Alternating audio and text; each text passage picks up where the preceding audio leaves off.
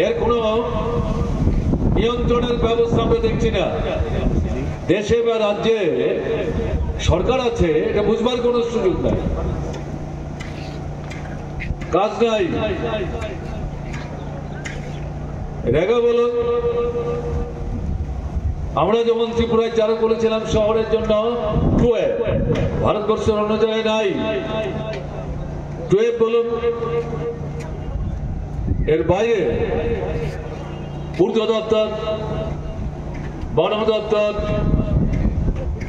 গ্রাম উন্নয়ন দপ্তর, কৃষি দপ্তর, উপজাতি কল্যাণ দপ্তর, প্রধান প্রধান যেগুলো বলছি, কোনো কাজ নাই। নতুন করে কলকারখানা নাই, পুরনো কারখানা বন্ধ হয়ে যাচ্ছে।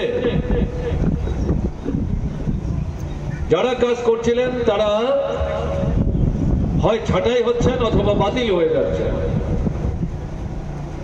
রাজ্যে নিয়মিত সরকারি চাকরির কোনো ব্যবস্থা নাই।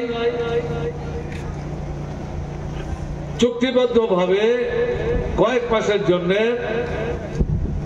কিছু লোক নিয়োগ করা হচ্ছে, তাতেও দুর্নীতি।